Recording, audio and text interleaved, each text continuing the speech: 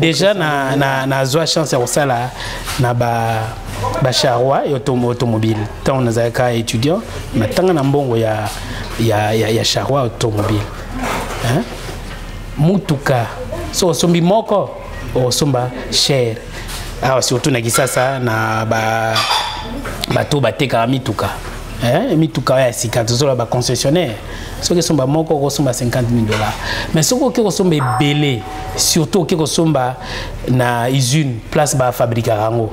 Concession commandé à partir concessionnaire a sombi une quantité à partir il y a 50 ou 10 ou 25 prix qui tac. Et comme coûte la moitié. Au fur et à mesure aux mata prix qu'on quitte c'est ce qu'on appelle les remises. Ce qui mutuka a coûté 50 000 $. Na usine et coûté la moitié. Tant que les choses sont belé au ressemble à ce qu'on les gars. Ce qui 50 000 $ awa na usine et comme 25 000. Conseil vous on peut essayer ça aux kokati à démissionner. Yami balé so alingo démissionner kanisi ya kosala malamu alata bomoto l'humanisme qui met l'homme au centre de sa préoccupation comme le président de la République a emboîté les pas na logique ya président de la République parce qu'on dirait yazo libanda président de la République azo kindescend gouverneur à ville à Kinshasa mais ça m'a béming. Moi je pense que moi namboka Gentili Ngombi là ça c'est mon point de vue à chaque fois j'aurai ma décision na ezaka y réfléchir. Ce qui est une décision, nous avons banda makamba ba suspension ya ba buku mesre parce que décision liboso zo ka yango wana tu ekozwa ba décision na yazo zo pona bompeto tu ekozwa susu oyo ba salubrité tu ba salubrité publique tu ekozwa oyo lisusu oyo ya santé contre Covid. Ce sont des décisions, la plupart ne sont pas réfléchies et puis et ça la controverse nako sala kitoko koleka ba oyo parce que ngana na idéologie il y a le peuple d'abord. Quand je viens en politique, je viens pour servir. Nazoya pona mosala parce que biso na IDPS toyaka pona ko servir toyaka pona ko tondisa ba pocheter et le liboso ya ngwana comme ma bien-être dans la population. D'ailleurs, Union pour la démocratie et le progrès social. Ce qui est l'autre bio, ça la différence entre gouverneur Gentilina, gouverneur Kimbuta, selon yo, nani wakoyi kozala nesikawana entre les deux. Il n'y a pas une grande différence. C'est déshabiller Saint-Paul pour habiller Saint-Pierre. Hein, comme on dit, bonnet blanc, blanc, bonnet. Mais Mbalo Penza ma beleki. Bienvenue à très chers internautes, il y a Info Plus. Merci na abonné fidèle Nabiso. Nga bino Mustafa Malem menena ibsara bino kebo mesana nangai bayanga bazala kawana scotché cimenté pona kolanda mayenyo so biso to mesana kopesa bango na lobaka to sala musala oyo pona ba information yango esala ka ke bayenyo so bazala ka ba abonné fidèle na biso to pe bayenyo so ba mesana kolanda biso balanda ka biso na ko banda boete centenaire merci bayangai na sima caméra ezali Eli Sampu. On a le bac à mon cordon, mon papa, mon 2G, Lukman Moudingumba, mon vieux Badim Boli, agence Badem, Oyo Tolobi qui est batché pour le 61e anniversaire, il y a indépendance. Badem au Bercy et j'ai carton à mon à $61. Bah détail dans vraiment dans zone bah moi mingi ceux qui en a besoin petit nabilo on a Badem au Bercy il faut beaucoup contacter biso na ba numéro na biso et puis il y a un conseil qui va dire to beta masolo biso to beta ka masolo nyonso to beta ka politique to beta ka musique to beta masolo ya mboka. Bon mais ça n'a vraiment dans le bagarre pour voir vraiment ils font un maca en noté comme sous bazo banga ba le Covid-19 mais c'est en côté bon mais ça n'a vraiment to kobeta masolo ya mboka par rapport il y a maïzo les kanamboka to lelo tozongi na confinement est-ce que ba congolais surtout en particulier ba chinois ba yambi yango ndenge nini problème sanitaire au gouverneur de la ville Gentili Ngobila Azwaki lobby ezalaki ndenge mususu lelo ekomi ndenge mususu to lobela oezo excusez oezo déranger moi mingi ba jeep ya ba député ba yebazolela toloba kuna ono courant ezate ma ezate ba enseignant ba NI ndeto yokaka ndeto lobaka ba NI ba futi bango nanu te suite pe ezate mais ba député bazopesa bango baji pasika masolo yango tokosolola yango na nani. C'est pour une première fois à l'Ekana Info Plus. Ndeko Christian Bongila Oyazali, parmi les cadres, il y a UDPS, il y a Ligue des Jeunes, Tosolo Lanae, Mayenyo Sonalobi, et puis Tokolobela Nasuka, redynamisation, il y a parti. Tout le monde qui est secrétaire général, Augustin Kabouya, Zotambola na ba province, ndeko Christian Bongila Tazala Kiwana, Toromeka Tosolo Lanae, Toeba Mayewana, Zole Kandenge Nini, Nayango Nako, les Kakopesa Mbote, ndeko Christian Bongila. Mbote, ndeko Moussafa. Bayenyoso Bakolanda yo pour une première fois na Info Plus. Se présenter dans le biais aux Aka cadre, mais aussi se présenter Christian Bongila Azanani. Aoutiwapi et puis na UDPS Azanani. Merci. Na kopesa d'abord merci mingi na Info Plus. Merci. Pour na koyamba ngai mbala liboso na émission oyo. Merci les chouchous. Na komi présenté nazali cadre ya parti monene babengi UDPS. On rappelle sous combo combo nanga Christian Bongila. Nazali ancien, très ancien membre ya UDPS. Na kota UDPS banda bolenge na ngai na bandaka na série ya fermeture ya conférence nationale souveraine. Le tango tosalaka marche chrétienne à l'époque. Nazalaka parmi ba colite oyoyo ba moko na biso akoyaka na ba menace ya Mobutu na ba Ibu à l'époque ti na izoka goût ya politique à partir à wana ti lelo oyoyo na kota politique na silisi na tangi et sali ba humanité na silisi na ke université na silisi. Pendant que j'étais voir même aux humanités nazaki déjà na sima ya papa na biso Bongila Sylvain qui est azalaki commissaire des zones. Bon après kozala commissaire des zones a démissionné qui à côté qui DPS a démissionné à côté DPS na sima ya Mbwankem nde mutakotsa ka na IDPS titango IDPS et kozwa forme na ba 80 82 il y a zalaki déjà na kati biso to koli to kokuté na kati yango ti lelo donc masolo ya IDPS eza ya makila eza ya famille eza ya kala lelo oyoyo to évoluer na IDPS to zaki na JDPS to kokoma na Ligue de Jeunes nazali moko ya bakambi ba cadre ya Ligue de Jeunes nazali chargé à organisation politique et administrative adjoint donc OPA nazali ko m'occuper na o Italie politique conception politique il y a Ligue de Jeunes et organisation administrative tout ce qui est paperasse papier kokoma kosala moi réflexion sur le parti sur la Ligue de Jeunes c'est que Ligue de Jeunes kosala pona mboka pona parti donc ngaende nazali parmi batoyo ba concevaka ba stratégie wana. Ndeko Christian Bongila kotuna yo donc ndenge to yambio lelo bozo engagé pays UDPS. Boy nazali cadre UDPS nazo lobela UDPS.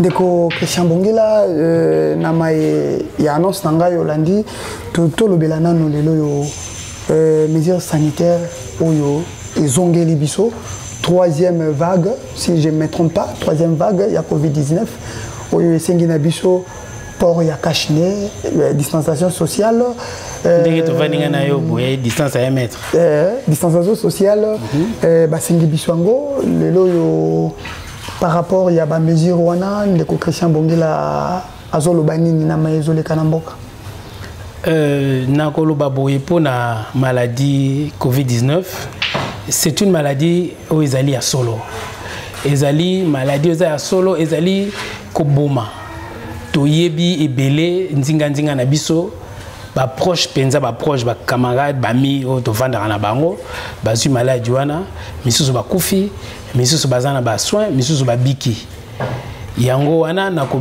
pesa mbela ba Kinois en particulier ba Congolais en général na sepeli ndenge bo comprendre que malade ezali parce que zaki pasi na premier épisode il y a maladie oh na deuxième épisode et qui passe pour na kondima parce que to ya mitema mabe ba kotaki pour na ko intoxiquer population ba boya kondima maladie mais maladie ezali réellement population ezali convaincue que maladie ezali mais il faut qu'on y batte là qu'on y batte les ali nini qu'on y batte les ali kozala mosika na moninga pour n'attendre bozali ko solola moi matanga ya so o ezali ko biwana monoko ekoyela yo te ekoyela yo na monoko te na loboko te ko banga ezali ni tango okotombola loboko te na zolo te na lisu malade koti yo okei et comme ko compliqué yo problème ya paiement ba fièvre et puis lobi okei na kunda okei na lilita ezali la perte mingi soki pe epanzani maladie qui si penza ya solo les alités à part qui si ezali préventif vaccin on a pe ezali na ba polémique ebele ba dongolomi sur ba koti ba lingi ko intoxiquer population boya vaccin or ezali salutaire pour la population parce que ce que du vaccin et ko pesa yo makasi et ko matsa ba immunité na yo pour na maladie sugeye et ko boma yo te et ko isa yo te. À part distanciation sociale, pour y a cache-nez obligatoire, nga cache-nez na ngana zanango na tchango pembeni parce que tous en a 1 mètre. Tous en a distanciation et à part pour à cache-nez na katia ba bus et sengaki ndenge gouverneur à ville à sengaki ko tia nombre moins de 50% un nombre habituel qui n'était pas aussi une bonne réflexion parce que population quinoise est belée, tout le monde, la plupart, il y a des Quinois qui se déplacent à mingi et qui ont les sous matata na conditions de transport. Mais nous on a des maisons les ali qui ont tâtonnement pour nous banga maladie panzana. Maladie panzana et ko boma bana mboka ba kongoman ba mikonzi ya mboka ba autorité bazo ba disposition wana. À part pour y a cache-nez, cette discipline plus personnelle, au tiko bima, au zongi, au sokoli maboko na yo, au ebeite au simbaki kitinini, au simbaki muso uti musala, au simbaki ordinateur na yo mutu musala soye au simbango, au fongolaki poignet wana mutu moko simbaki ngazalaki atteint, tango komi nanda ko sokoli maboko na yo, on a savon ou bien aux ali na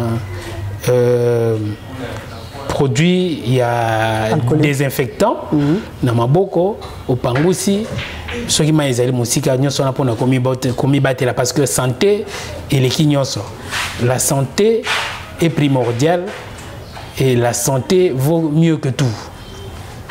La santé vaut mieux que tout. Tango épinglé point moko que décision gouverneur de la ville Azwaki et Salimoa Nungu l'obézalaki ngana zwaki moto de pompage ambudi autofutaka 500 on a fouti 1000 francs mais lelo natongo décision yango ekoyi gouverneur de la ville à lobby transport ezonga transport comme ezonga normal place ba mataka 4 ba mataka 4 na moto de to mataka mi balé to matami balé pourquoi prendre d'autres décisions hier, aujourd'hui, changer les osala malamoté na Quinois. Pourquoi ça? Bon, Moutouna, normalement, il faut poser un gentilly mais ngai, comme l'analyste politique, n'a pas sa point de vue nangai. Parce que tant que gentilly azwaka bamikano nae, ngai nazalagate, azwakango na ba membre de cabinet nae na gouvernement provincial. Mais au point de vue d'Angezali, que avant qu'on soit décision, il faut qu'on mûrir yango, qu'on réfléchir, parce que décision au Ezali pour la utilité publique, pour une consommation publique, et sengaka kokanisa les pour et les contre ba conséquences na yango. Mais moi je pense que moi namboka Gentilly Ngombi là, ça c'est mon point de vue, à chaque fois ils aura décision na ezaka y réfléchir. Ce que tali ba décision nyon ça zoa banda makamba ba suspension ya ba buku mesre parce que décision liboso zoa ka yango wana tu es cause ba décision na ya zo zoa pona kin bompeto tu es cause sous oyo ba célébrité tu es ba célébrité publique tu es cause oyo sous oyo ya santé contre Covid. Ce sont des décisions, la plupart ne sont pas réfléchies. Et puis, et ça la controverse, hein, et ça la nungu na katia population. Tala lobby. Ngaïpe nazala qui victime. Lobby makolo. Oui, tamboli makolo, wana ezali kocha population na souffrance. Et puis qu'on diminue cote la popularité à Mokonzamboka. Parce que la population, il y a Kinshasa, il y a Congo en général, est comme trop regardant. Et nous se fait des gestes, nous sur l'autorité, bazo talapé, bazo pe sa point de vue na bango. Siko, na décision ils ont makiwana. Ko calculer conséquences té. Ko calculer té. Nakata. Continuer. Papa.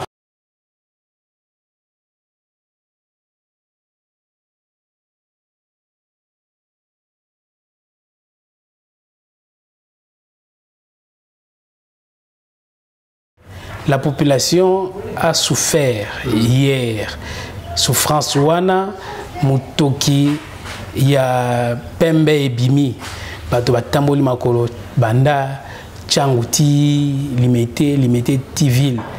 Batamboli banda pompage Tiville et qui passe mingi. Donc quand on prend une décision oyo et aux alapona mboka, il faut qu'on kanisa ko chama ele ya mingi. Ngana comprendra gouverneur Gentilité.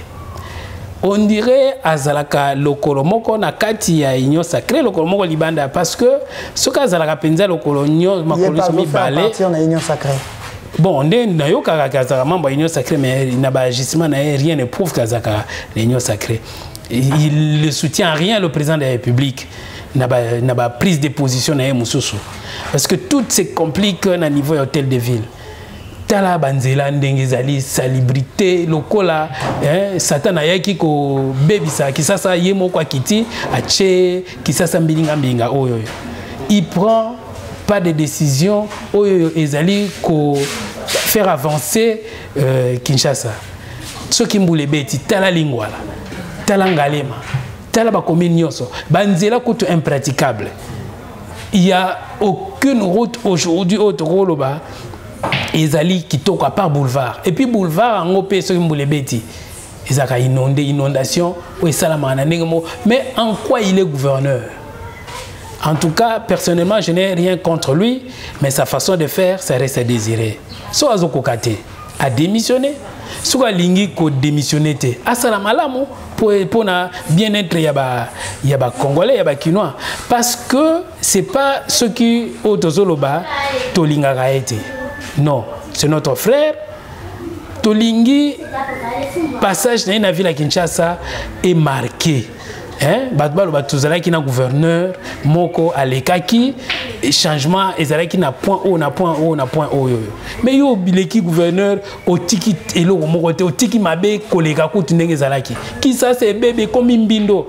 On dirait que ça c'est mon bateka makala. Ce qui est l'autre bio ça la différence entre gouverneur Gentilly et gouverneur Kimbuta selon yo nani wakoyi kozala Nesikawana entre les deux. Il n'y a pas une grande différence. C'est déshabiller Saint-Paul pour habiller Saint-Pierre. Comme on dit, bonnet blanc, blanc, bonnet. Bazan denge moko.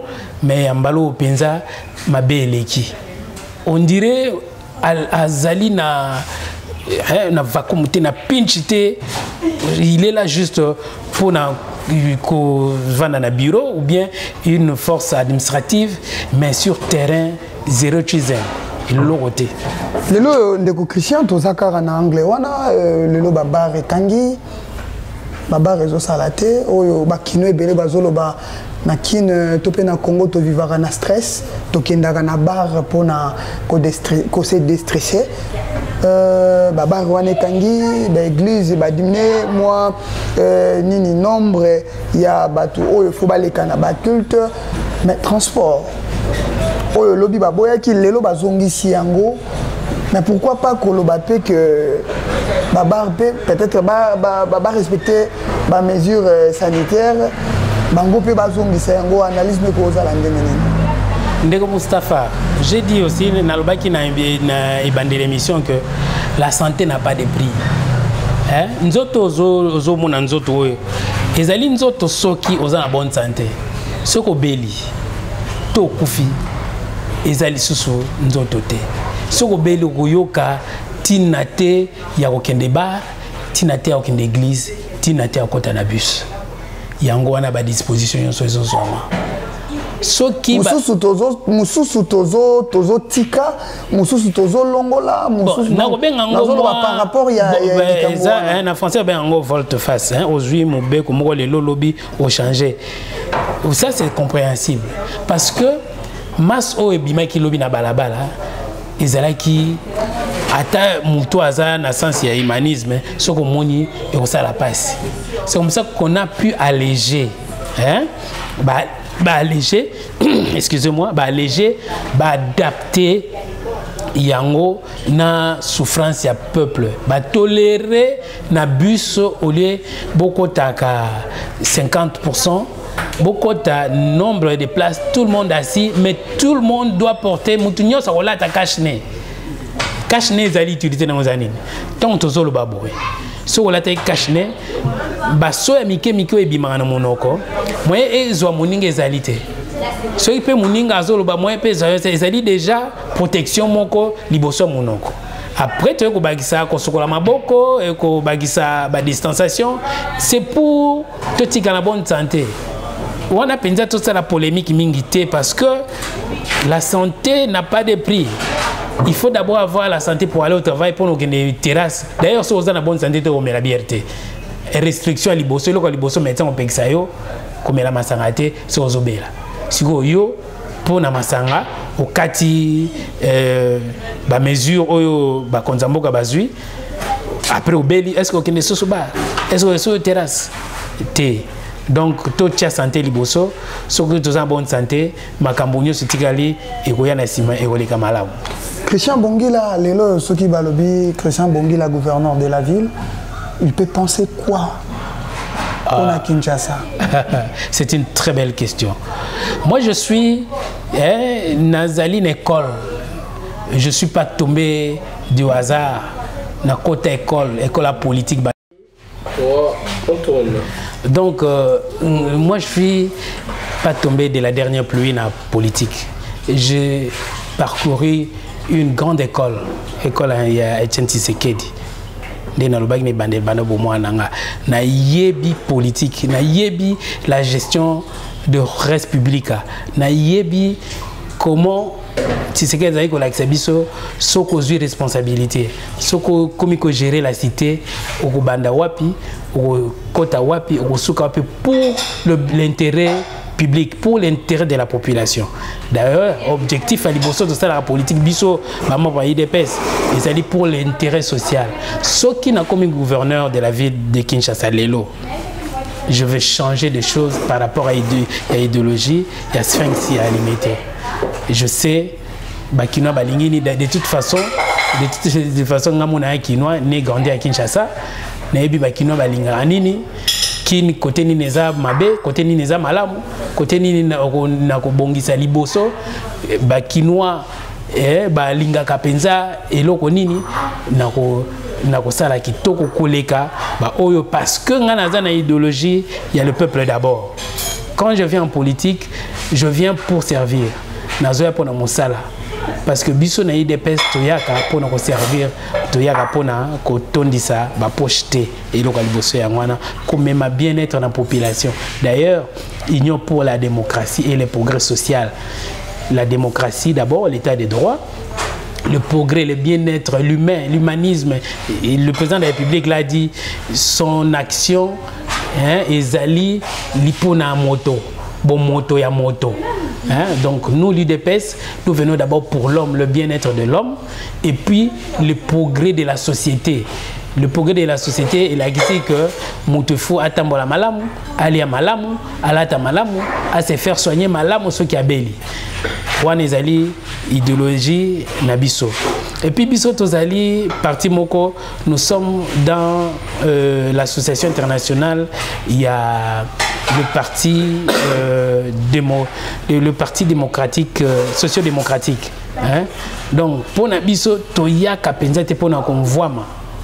Hein? Différence na ba parti mususu le parti capitaliste. Biso toyaka pona konvoa mate, biso toyaka pona kosaye la population. Donc nako beta makasi na kisasa oyo nako bongola ngo na ngonga na mikolo misato comme Yesu Christ azaloba. Dans 3 jours, je transformerai la ville de Kinshasa. Dans 3 jours, on retransformer la ville de Kinshasa. Dans 3 jours, comme disait Jésus-Christ. Pour changer si j'ai n'abisso, conseil ni au gouverneur gentil Mobila par rapport il y a reste il y a temps il y a pouvoir il y a président Félix Tshisekedi pour Azana on a mandat il est Azana mandat peut-être à comme à petit en 2023.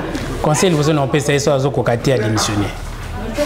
Yami balé so alingo démissionner kanisi ya kosala malamu alata bomoto l'humanisme qui met l'homme au centre de sa préoccupation comme le président de la République, a emboîté les pas dans la logique du président de la République. Parce qu'on dirait qu'il y a Libanda. Le président de la République a qui descend gouverneur à la ville de Kinshasa. Mais ça m'a béming. Aïe, les Kinois ont compliqué. Les Kinois, ceux qui ont respecté le transport, au bon Nzela, au PC Lumière, au PC Maï. Au PCA, moi divertissement. Et si les nango, bisous qui nous a compliqué. Mais il y a comme compliqué bisous qui nous. Tel que ça c'est une commissalité. Il faut partout. Mbindo place nous sur les kokangi zolo. Ceux qui voulaient bêti, attendez langao. Ceux qui veulent moi tu as dicolosate, moi là ta propre zate. Au kokota na mai. C'est ridicule. Lui-même c'est un homme mignon. Il paraît bien, mais tel un milieu à se diriger. Hein? C'est véritable, c'est d'autres saleté l'équipe. Saleté l'équipe, ndeko Christian Bongila dossier moko zo déranger bakinois na lo bakia ba NI lelo yo bazolela nano matricule limité, salaire limité, mai courant oyo to comment ko lobela lisusu te. Toko vanda wangana aussi katoza courizate so itokoti na lupangu maezo bimate bakinois bazomela eau potable ndenge to banda ikoloba te tangu tozokola délestage na mwango musezani ni FEDER oyo toye koye bango na ba pouvoir oyo côté la biso lelo mais pouvoir côté la biso ya kala ba pouvoir o tozomona lelo nga 18 ans ya Kabila ezali ndeko Christian ya lelo te donc tokutani na makabo wana mais lelo yo koloba ba député bazwa ba jupe ya sika ozo valoir ba mbongo ebele pourquoi pas raisonner même bas militaire bas biloko nyonso natangi wana ndeko Christian Bongila analyse ko ozala nini ndeko Moustapha lié le loso ozu musala bazo futa yo ne serait que $500 par mois régulièrement chaque mois on a $500 à sûr dans mon mbango ça l'économie pendant 4 mois on gagne 500 ou bien tout pendant 6 mois au Sumba Ketch. Moi Ketch pour un reportage dans Simba. En plus forte raison, député Oyazali représentait un peuple dans le Parlement. $50 000, $100 000 pour Nadine. Qui a vu ces montants? $50 000. Jeep Hyundai. Jeep Hyundai, c'est $50 000. Il faut expliquer. Déjà, na zoa chance au sala na ba charroi et automobile. Tant on a été étudiant, mais tant on a bon ya charroi automobile. Hein? Mutuka. So sombi moko o somba cher. Ah surtout na kisasa na ba bato bateka mituka. hein mituka ya sika tozola ba concessionnaire soki somba moko ko somba 50 000 $, mais soki ko somba belé surtout ki ko somba na usine place ba fabriquer rango concession commandé à partir concessionnaire a sombi une quantité à partir il y a 50 ou 10 ou 25 prix kitaka et comme coûte la moitié au fur et à mesure aux mata prix ko kitaba c'est ce qu'on appelle les remises ce qui mutuka a coûté 50 000 $, na usine et coûté la moitié tant au kende siko kosomba belé au kosomba siko koleka so ezaki 50 000 $ awa na usine et comme 25 000 na 25 000 soko kosomba belé et au kita susu et ko bako longola susu ata moi 5 000 ata moi montant mo likolo non kosomba na ba 20 000 hein donc 20 000 on a de Christian Ezaka que belleté pour un député,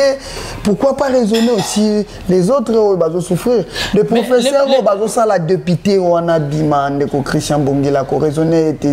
Le député c'est qui?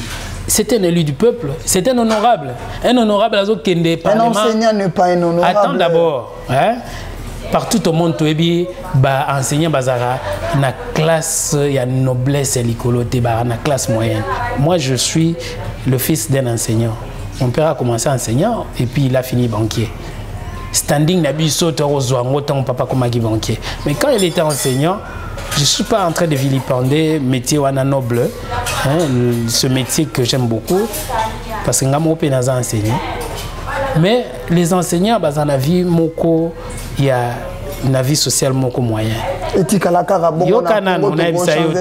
Parce que les gens veulent... Le peuple d'abord. Dans le cadre, le peuple d'abord. Trop. Trop parce que chez tes amis, oh, le président de la République a doté Jeep pas y a député chez tes awana mais il faut d'abord qu'il y ait une prémisse comparer député na enseignant hein enseignant azali ko pesa mayele to boité mais député azo ko voter ba loi à avant comme un député faut le enseignement to boité ce n'est que normal. Mais chaque parlement, ils ont les us et coutumes. Et ça, les linayango.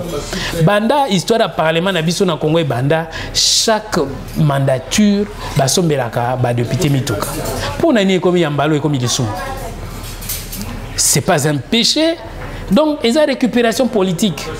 Parce que... Nous ne pouvons pas changer des règles pour... si des règles, comment ressemble la député moto? Non, même pas des... Tu sais combien de députés ont coupé la moto ou ceux qui ont coupé des chocs, dans l'accident, dans un niveau parlement, dans la moto. C'est quelle honte? Hein? Députés ont une moto dans le parlement. Ceux qui ont payé Jeep, les soumounis basali. Parce que Jeep on les appelle c'est pas un cadeau. Jeep on les ali ceux qui osent Jeep au souscrire. Banque oyo ba pesa crédit on bazo kata yo mbongo à la source. To tikali na 2 ans. Ceux qui par exemple bazo kata yo député n'habite sur le salaire député à combien? Mais ceux bazo longola $2 000 par mois les 2 ans qui restent. Alors que ça $20 000 tout 15 000 ta fouda mbongo ba Jeep wana. Et ça, la libosoté, na parlement de transition. Parlement aux années qui après Sun City, qui va extraire. Après extraire, Nissan Patrol. Après Nissan Patrol, Prado. Après Prado, Fortuner. Mais c'est go. Tant que la période de Kabila qui en plein pouvoir, c'était pas mauvais. Le lot boyé parce que Félix Ndé a commis mon consambo quand comme Mabé. Et puis pourquoi? Je sais que vous rejetez la question. Je te dis déjà que le président de la République n'a rien à voir avec le bloc Jeep. C'est une organisation interne et Assemblée nationale. Oyo Bango, Bayokani, Bazana président. Bazali na bureau mobimba bazu contact na bango bazombi ba chip na ndenge na bango c'est accusé à tort le président de la République, à Sombeli, député, Jeep. Non, mais le président de la République, il est au-dessus de la mêlée. Lui, le président de la République n'est pas député. Comment Kobenda est à niveau de député? Parce que cette affaire-là, ça concerne l'État et les chambres basses. Si pour le Jeep, c'est pas le président de la République, avant-dernière question, Nangaï. Minoumi Balé à Lumumba et Zolingé na Congo pour dépenser plusieurs millions de dollars. Yango pe zanango na problème mokote. Bon, nanango a salaki budget on a plusieurs milliers de dollars. Parce que en ce que je sache que nous avons le bon misanga parce que nous avons 500 000 lopoto tozali na o babengi Congo na Belgique ezali bamboka mibale o bakangana historiquement to sangana partir histoire na biso bangonde ba coloniser biso mais na période ya colonisation période ya nakata en ce que je sache la Belgique et la RDC, tous les intimement liés na histoire. Bango ba colonisa biso, oh nengo lobi bango baza ba noko na biso. Alors, histoire passée à Congo na Belgique, ezali na babilo ke belé na kati oyoyo, ba o nyonso mwana nyonso a classe atanga bien ayebi yango. Et biso ba tanga bien lisusu koleka, to yebi que y a ce qu'on appelle le contentieux belgo-congolaise. Ba makamunyo c'est les gars qui une époque il y a colonisation ti l'air to ko zo indépendance ba makamwana nyonso et ko sala que ba correctif ba correction ezali ko salama na mokili ya Belgique na Congo yango wana bazo corriger pe oyoyo ba Belge ba salaki ba mekaki ko boma ko participer na liwa ya Lumumba donc bazali ko corriger histoire. Alors le quoi bazali ko corriger histoire bango moko ba pesi ba moyens. La Belgique a mis des moyens pour que ba minuana ba na français ba benga ba relique ba relique wana ezonga na Congo pona bakoka kokunda Lumumba héros national na biso na ba condition bien azala quand même na tombe parce que azana tombe te mutu bacha na sud ba reste petit kalaka minero tikala question ka bandeko ba meka ko tuna biso to tuna ba nyoso ba boye ba mai ya politique mutu bacha ki na sud ba reste na etikala rappel. Bon na lobi bien soko tanga ki histoire politique ya Congo malam mutu nyoso bana to yokolango banda 4e 5e 6e primaire ba o basala droit toté o basala sciences politiques ba contient en université tango Lumumba akufaka tango babomaka ba nyokola ba tortura ki ba torture wana zalaki ba partie nzoto zalaki kobeba kokwea ba minu mususu akozoka makile bimi mususu pe lito ekokatana ba o bazalaki ba buro na ye bazali ko nyokola bazalaki ko lokota moi ba partie nzoto zalaki kokwea ce n'est qu'évident ce qui line longwaki tango ba betaki likofi tango ba bamaki moi libanga et koka ko kokwea pona ko lokota yango donc nazali historien te nazali spécialiste il y a histoire politique ya Congo te mais na moi muke na yebi ceux qui moi reste en etikali bazu moi te li nzoto ba bombi là en bon ebele na nga dépenser c'est pas la présidence de la République ils a décision nyonso zo na mboka Congo ezaka président de la République moto par concertation avec le gouvernement mais na lobby il y a deux gouvernements qui jouent le rôle na katielo koana yo za journaliste des Renault soko lingi okoke l'ambassade de Belgique aux informations qu'on les on appelle ça la Belgique le gouvernement belge et le gouvernement de l'RDC basangisi makanisi basangisi ba moyen pona nini cérémonie on est les kakitoko. Yango monaki le roi belge lui-même. Yemoko roi ya Belgique alingaki aya awa pona cérémonie wana. Donc ezaka kambongo ya Congo te, bon ba belge ba olobani. Ce gouvernement est pesi ba moyen ni gouvernement est pesi ko bongisa limité, j'ai changé à limité pona ko kundaye ko sa ilaye mausolée et osenga moyen à combien? Pe ko yamba ba paya wana. Ba paya o ba uta Belgique so ba ye ambassadeur. Ya ko zela makambo wana te sima ezaka na période ka il faut ça la yango po tozana na mo makambo belé ya ko sala ko futa ko bakisa mo ba nde toujours ba kali kama ba enseigner mo courant obosani loko Belgique ça la rapona enseignement na biso na Congo. D'abord enseignement à Congo. Tout temps na programme ya o ba Belge batikila biso bien que ba su ezalaka na ba modification mai auto melaka oyo oyebi banani ba sponsorisaka ba produit oyo to melaka na mai hein donc Christian Bongila bazo sala biso aussi donc chaque tozoloba il faut tozalaka na ba élément oyo ya sûr hein. La Belgique c'est pas n'importe quel pays, nous sommes intimement liés avec la Belgique. Ce qui action mozo le Canada Belgique, il faut pas qu'on traite yango lokola et loko moko ya salité to ya moké parce que tozali bazali banoko ce qui le loboé problème na biso na Congo ba o bazwa kale mokano na niveau international liboso za ba belge batu nyonso baleka na Belgique batuni avis na bango ou bien vision na bango na ozo leka na Congo et puis solution ezami na monde tokoki ko sakana tena relation belgo congolaise parce que ils allaient relation moko président lo bango ils relation moko très forte na banzi na m'expliquer moi malamu na motuna. Toujours cité déjà de Christian Bongila, redynamisation est partie. Aux ala qui parmi les voyageurs qui n'a CG,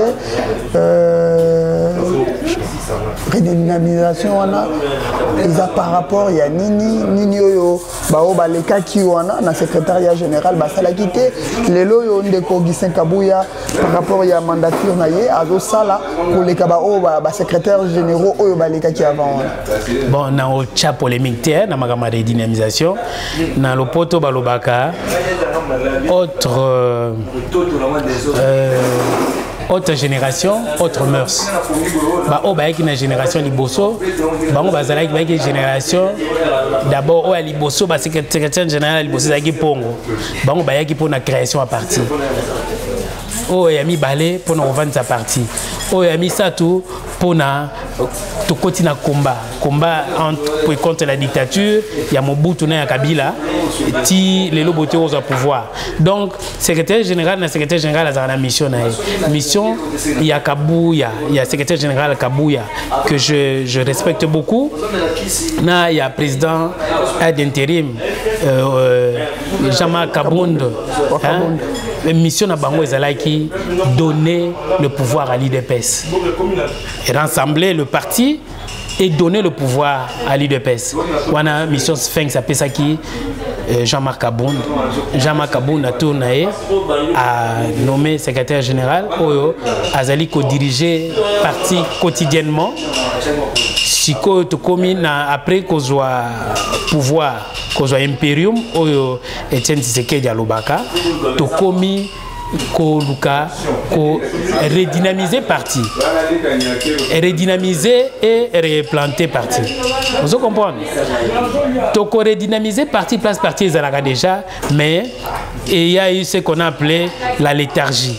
Léthargie ezali ko diminuer moins ampleur ya parti. To komi wana to che pench to che makasi to lamusi o elalaki ba président secrétaire général plutôt à passé qui l'installation il y a des comités fédéraux oh bazalaki nommé par le président AI ya parti ya kene pour nous installer bango installation après installation ba président fédéraux ba ko le kasikoyo na niveau ba section ko redynamiser pe ba section na ba cellule de base parce que IDPS c'est un parti qui est implanté partout. Le parti le mieux implanté, c'est l'IDPS. Je fais le tour du pays avec le secrétaire général du parti, Nazo Tambolanaye, partout. Je le remercie beaucoup parce que Nazamo Agisasa, par IDPS, par IND, Nazo Tambosangai, Kongo Mobimba, pour Moussala Oyoyo, il y a parti comme chargé d'organisation politique et administrative de la Ligue de Jeunes, Nazo accompagné. Le parti unique, parti où Ezali Evani Nakata Congo, Moutako Sayote, Ndeko Mustafa Ezaï DPS. Ba parti Moussou, ce sont des partis de cadres. Oh Bazali Kakanaba moi, ba cadre, oh Basanganaka. Mais le parti de masse, oh Ata bébé Abotami de loi Ebi DPS. Ata mwana azo kende nabani maternelle aziebi IDPS. Vous comprenez? Tikana silisa na chuté na place wana. Donc kotambola to tamboli to monika ka IDPS to moni drapeau mususuté. En cas de redynamisation, le parti devient encore très fort. Hein? Très fort, bien que ba moyens ali mouké, obi IDPS tout côté na pouvoir nan to su ba moyens mingité, IDPS ça parti ibaraté. IDPS ça parti auto vivre na ba contribution, il y a ba membres, il y a ba combattants. Monini na bozo sala peke non, bozo faire voisité, ba bozo pesa bango le côté, bazo zonga ba père de famille. Bon, copé c'est le côté c'est trop dire parce que secrétaire général a ça la ça qui budget, en ce que je sache hein. A ça qui budget, oh il y a redynamisation. Na budget wana banani bako contribuer biso ba membre ya parti to contribuer na ba mois ba 1000 francs na biso to pesa ka chaque dimanche cotisation na biso to zana statutaire za cotisation ponctuelle na cotisation mensuelle banda to banda ko cotiser sala mois somme moko boy moi ndambu oyoyo ya ba député na biso na ba ministre na biso bazali ko pesa pona contribution na ba on a parti et ça li moi monta moko boy mbongo eza penza mingité yango wana to lobi to ko zelaté hein to ko zelaté to ko kende kaka bongo mukio to sana to bandina na yango hein koloba que ba père de famille bazo kende bongo bon vous appelez les gens pour voyager mais en retour bazo zonga maboko pamba il y a des gens ko bazo lela que to kendaki secrétaire général akipé bisoté tozo yo kango kaka na makambo ya bato bazo kende na ba voyage ya makambo ya redynamisation.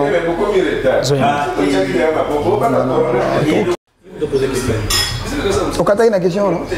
Non, il faut répondre. On a déjà cette question.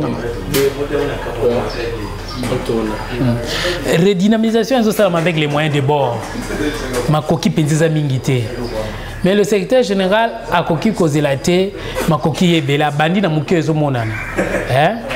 Moi, sacrifice, c'est comme ça que j'interpelle les membres de l'Union accompagner le secrétaire général, un peu d'indulgence. Hein? Ce qui va payer, moi, le méaté, ils allaient pour les alités. Ce qui est alaki, moi, 10 000 francs, au Tikananda. Bisogno sont tous responsables. Mais tous autres qui ne sont pas associés à parti. Parce que ceux qui sont partis est vendu.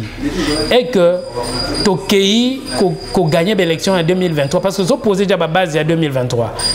Tous 8 bisogno sont majorité dans le Parlement. To PC président Félix, majorité dans le Parlement, to gagner et belé. Biso moko d'abord il dépêche to diriger Mboka. Il y aura plus de conditionnalité pour tout ça dans le lot pour diriger Mboka. Alors, je ne connais pas exactement poche. Hein, il y a secrétaire général, mais ce que je sais, Mouké Wazanango a disponibilisé pour la redynamisation, implantation et à partie et Salama Malam. Donc Christian Bongila toujours cité une émission d'Abisso. Bayo Balandi pour une première fois dans Info Plus. Na bande konyoso ya IDPS baza partout dans le monde entier baza ba abonné fidèle d'Abisso. Message na yo pour na message na yo ya suka pour na émission oyo. Okoyebisa bango nini? Nako yebisa téléspectateurs, il y a Info Plus sur les réseaux sociaux que ça la confiance dans l'UDPS. L'unique parti où ils allient associé à peuple les UDPS. Ça c'est de 1. De 2, sa confiance dans le président de la République. Il a une vision. Il a un projet à réaliser. Dans moi, tant au éthicali, binomo boyebi, ndenge zalaki na ba détracteur à peuple, autre salaki na bango alliance. Lelo boetotika na mwango amuke. Je sollicite l'intelligence de la population. Bakoka ko pesa président confiance. Moi, 2 ans éthicali, à Korakopé, c'est le meilleur de lui-même pour jeter les bases pour le Congo et Kendeli Bosso. Comme ça, Kopé, ça y est, 2e mandat, à Kokasiko, qu'on réaliser Oyo et Sengeli, projet de société à UDPS. Et qu'on s'est réalisé totalement en 2023 en votant pour UDPS. En 2023, il faut voter pour IDPS.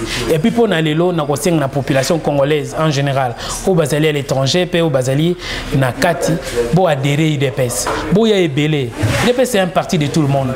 C'est un parti, l'unique parti aux Zala qui construit na opposition, makasi, na ba dictateur, mi balé, yaminene, tokuyebi na mboka oyo. L'unique parti, misuso ba yewana, bazalaki, c'était, comme on dit, c'était les partis de l'opposition satellites, les partis satellites qui soutenir biso mais babalou keli biso mais aussi bakarate. Pour na kosuki ça, na kopesa remerciement na ba autorité parti. Le président A.I. Jean-Marc Abound n'a pas fait union sur Sali pour équilibrer la politique Nabiso. Les ala qui facilitent les lots oyo IDPS et lui équilibre na côté il y a gestion en Boka et puis na kokita na secrétaire général Augustin Kabouya, bien que les moyens ne sont pas colossaux, mais il parvient quand même à travailler pour la partie. Donc, féliciter. Il y a des critiques, il y a des insatisfaits, il y a des mécontents. Mais à Kitisama côté, tout continuer pour redynamiser, pour réimplanter partie Nabiso, pour nous préparer 2023. Parce que 2023, il faut qu'on ratisse large. Qu'on ratisse large, tout quoi qu'on soit plus de 250 députés.